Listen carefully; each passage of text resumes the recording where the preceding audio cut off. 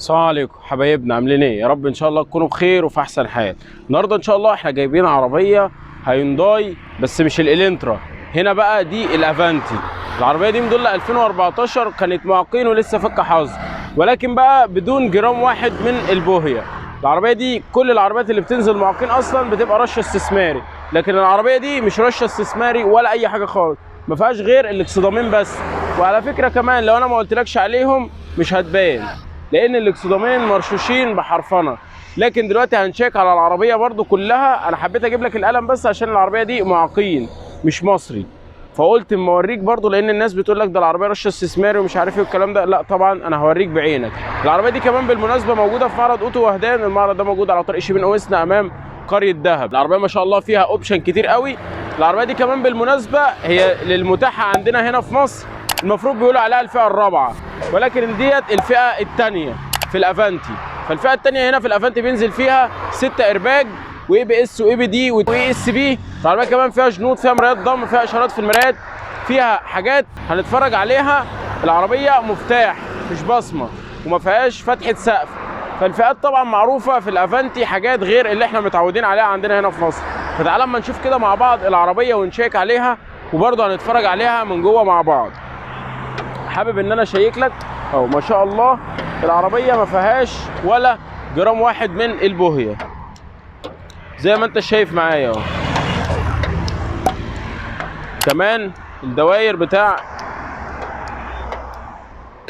الاكسدامات طبعا كله عارف ان هي ما بتجيش اصلا بالقلم. القوائم بتاعت العربيه ما شاء الله، سقف العربيه كمان زي ما انت شايف معايا حاجه ممتازه قوي. كمان الرفارف وهنشيك عليها برضو من الجنب كمان شويه. ادي الداير بتاع الرفرف. عربيه ما شاء الله جديده قوي وحالتها ممتازه جدا. هنتفرج برضو عليها من جوه، ولكن برضو حبيت ان انا اوريك الواجهه الاماميه زي ما انت شايف معايا، وانا بعدت لك خالص عن الكادر. العربيه كمان بينزل فيها هنا عدسات وفيها ليد نهاري، فدي حاجه طبعا ما بتكونش موجوده في الفئات الاولانيه عندنا هنا في مصر في الالنترا، لكن الافانتي طبعا بيكون له مواصفات خاصه. كمان الفانوس بتاع الشبوره، الاكسدام هنا بيكون راكب فيه العلامه او حامل النمر اللي هو العريض مش الصغير اللي بيكون موجود عندنا هنا في مصر، لان طبعا العربيه افانتي. دي كانت بشكل سريع كده العربيه من الواجهه الاماميه. هنشوف الجنب بتاع العربيه برضو ونشيك عليها كلها من بره، ونشوف المواصفات بقى الداخليه فيها ايه. ما تنساش بقى لايكاتك، شيراتك، سبسكرايباتك، الكلام ده كله، سلطاتك، بابا غنوجك. ويلا بينا تعالى اما نكمل الفيديو. طيب تعالى بقى اما نشوف الجنب كده في السريع برضو، مش هنطول كتير لان العربيه ما شاء الله حالتها ممتازه قوي. فانا هبدا لك على طول بالكشف مباشر اهو. ادي حاله العربيه زي ما انت شايف معايا، ما شاء الله ما فيهاش ولا جرام واحد من البوهيه. شايف القلم ما شاء الله بيطلع معاك بالكامل. برضو هنا اهو دوائر الرفارف، بص دوائر الرفارف اهو، شايف القلم بيطلع معانا للاخر ما شاء الله، حاجه ممتازه قوي. وادي الباب برضو هوريك برضو لقطات للباب من هنا اهو. اهو القلم ما شاء الله، عربيه جديده قوي ما شاء الله. مش حابب برضو ان انا اتكلم كتير عن العربيه دي لانها معاقين، وطبعا احنا عارفين الفئات بتاعه المعاقين. وادي كمان الداير بتاع الرفرف اهو ما شاء الله، حاجه ممتازه قوي. فالعربيه جديده خالص يعني مش محتاجين ان احنا نتكلم عليها. العربيه كمان هنا بالنسبه للاوبشن اللي موجود في الجنب بتاع العربيه هي الجنوط السبور، والكاوتش برضو اللي راكب فيها يعني ممكن نقول حالته مثلا حوالي 85% 87% في الارقام الاولانيه دي. كمان العربيه طبعا فيها اشاره في المرايه، والمرايات بتاعتها بتكون مرايات ضم. طبعا الضبط ده معروف. كمان هنا الستيكر اللي راكب على او سوري التانك بتاع العربيه هنا ما بيكونش ساده خالص، مكتوب عليه افانتي هنا اهي، وممكن برضه اعمل لك كروب عليها واوريها لك دلوقتي.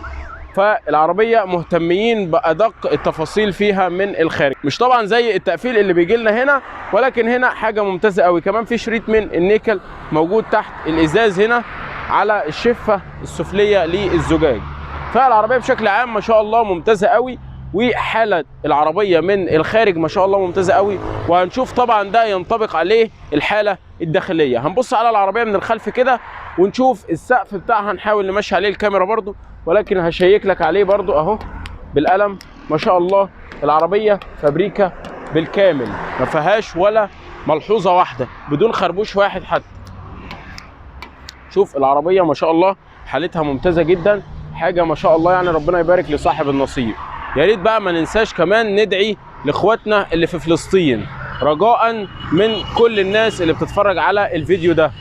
تعالى بقى اما نشوف باقي العربيه. هنروح دلوقتي لظهر العربيه ونشيك عليه في السريع عشان برضو الجو بدأ يليل. يلا بينا. طيب تعالى بقى اما نشوف ظهر العربيه كده مع بعض في السريع برضو عشان النور للاسف قاطع والجو هيليل علينا. فتعالى اما نشوف ظهر العربيه. ما شاء الله طبعا الظهر بتاع العربيه زي ما انت شايف قدامك حاجه ممتازه قوي، ما فيهوش ولا ملحوظه واحده. طبعا العربيه اتفقنا ان هي رشه الاكسدام الخلفي، ولكن باقي العربيه كلها فابريكا بالكامل، ما فيهاش ولا ملحوظه واحده. وبرضه هنشيك عليها اهو، ادي الشنطه، المسطحات بتاعت الشنطه زي ما انت شايف معايا، وبرضه باقي الشنطه اهي بالكامل. ما شاء الله حاجه ممتازه قوي. ادي طبعا الشنطه كمان من هنا ما شاء الله. بص انا بشيك لك عشان تشوف بعينك وما تتكلمش في اي حاجه. العربيه قدامك اهيت وما شاء الله حاجه ممتازه قوي، لون قلبك كمان، فدي حاجه ممتازه. العربيه كمان بالمناسبه فيها كاميرا خلفيه وفيها سنسور بارك، فيها شاشه جوه هنتفرج عليها مع بعض دلوقتي لما ندخل. العربيه فيها كمان كاميرتين اللي هم بينزلوا مع العربيات المعاقين، في كاميرا خلفيه هنا اهي وفي كاميرا اماميه هنشوفها دلوقتي برضو لما ندخل العربيه. تعالى يلا دلوقتي لما نمشي الكاميرا على سقف العربيه نبص عليه في السريع كده، وكمان ندخل العربيه ونبص على الصالون والحاله بتاعته. يلا بينا. ما تنساش بقى لايكاتك، شيراتك، سبسكرايباتك، سلطاتك، بابا غنوجك، كل الحاجات اللي احنا متعودين عليها ونعملها دي. ويلا بينا تعالى اما نكمل في الفيديو. بص بقى زي ما انت شايف معايا حاله السقف بتاع العربيه ما شاء الله حاله ممتازه قوي. شايف السقف بتاعها بيلمع كمان. انت هيشيك لك دلوقتي اهو القلم بيطلع معاك للاخر اهو. تعالى اما ننزل بقى ندخل الصالون ونشوف الحاله بتاعته. بسم الله. طبعا زي ما انت شايف معايا الباب ما شاء الله حاله محترمه قوي. كمان الصالون بتاع العربيه بيكون بالكامل من الجلد، في مساند للراس 2، طبعا مفيش مسند وسطي. طبعا احنا مش هنعلق على الفئات وايه ناقص وايه زايد، لان العربيات دي اللي بتنزل من بره بيكون ليها فئات معينه. تعالى ما نبص بقى على الصالون الامامي. هنفتح بسم الله. طبعا هنا الكيبورد العاديه اللي احنا متعودين عليها. للاسف هنا العربيه ما فيهاش ضم للمرايات، احنا قلنا ان فيها ضم ولكن هنا ما فيهاش.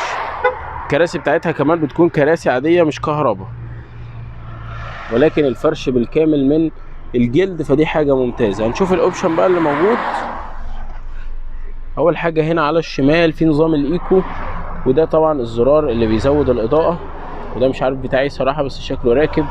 تراكشن كنترول اهو، هنا بيسمع معاك في التابلو. العربيه ماشيه 116,000 كيلو، عربيه حالتها ممتازه قوي ما شاء الله. عندنا كمان هنا في الشاشه اللي اتكلمنا عليها، الشاشه بتاعه العربيه نازله كمان لسه باللغه الصينيه اهي زي ما احنا متعودين على العربيات اللي بتكون جايه من بره. التكييف طبعا هنا التاتش، وهنا برضو الفتيس الاوتوماتيك. هنا في زرارين كده بتوع السخانات بتوع الكراسي. فالعربيه ما شاء الله بشكل عام حاجه ممتازه قوي. وبكده نكون وصلنا لنهايه الفيديو بتاع النهارده. يا ريت ما تنساش تعمل لنا لايك للفيديو وتشترك في القناه وتفعل زر الجرس عشان يوصل لك كل جديد. كان معكم اخوكم محمد عثمان، والسلام عليكم ورحمه الله وبركاته.